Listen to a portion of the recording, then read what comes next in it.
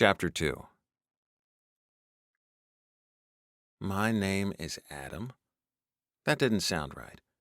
The hospital had been calling him John, short for John Doe. One of the nurses affectionately called him Mickey, for what reason he didn't know, but it was nicer in his head than Adam. The name Adam didn't feel right. It grated and made him close his good eye. Once blind to the room, he could make sense of what he'd been told. Adam, 28. He didn't feel as young as that. He felt old and broken and exhausted.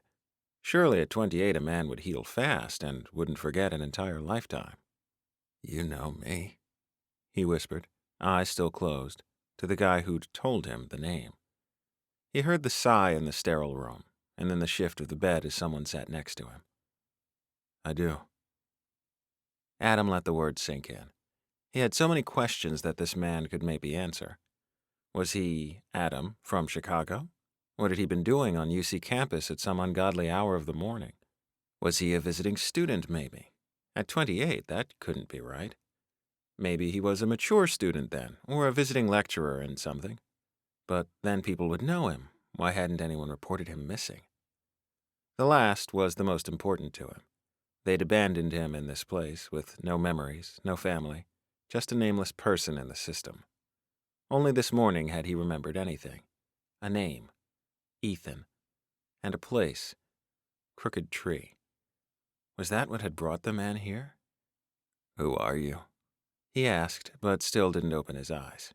To do that would be to admit that a stranger stood in his room knowing more about him than he did himself. "My name is Ethan Allens. I'm a detective in Missoula."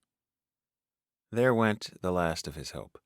This wasn't a family member. This was a cop. The cops here, the ones that looked at him with pity, probably called every Ethan until they found someone who knew him. "How do you know me, then?" He opened his good eye and looked sideways at the cop.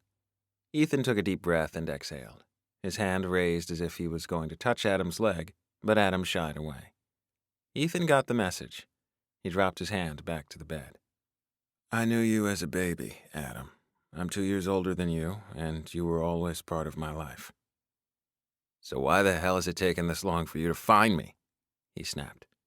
Temper was his friend at the moment, a strong, grasping need for someone to blame about why he was in this damn place with no memories. "We didn't know you were here," Ethan explained. "In the hospital?" "In Chicago." "At all?"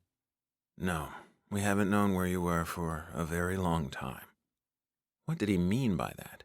And why did he sound like the world was falling down around him, so damn sad and despairing? "How much time?" Had it been weeks?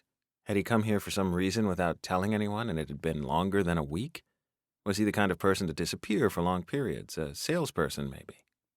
He looked down at his hands, at the roughness of them, the calluses. He couldn't be a salesperson. He definitely worked with his hands, and the itch of wanting to be outside was like a siren's call. "Adam." Ethan paused and swallowed, then looked over at the other cop. In fact, he did everything except tell him what he wanted to hear. "Tell me." Ethan looked right at him, his hazel eyes tinged with green and his face a mask. Adam couldn't tell what the man was thinking until they began to fill with tears. "What? What's wrong?" 12 years, Adam," Ethan whispered. "You've been missing for 12 years. Adam stared right into those eyes and waited for more. Explanation, reasons, he didn't care what. When Ethan said nothing, Adam pressed his fingers against his temple. Headaches were his constant companion. "Why?" he asked finally. "You went missing in '04 along with another boy, my brother, Justin. We haven't been able to find you in all that time." Anger poked at Adam.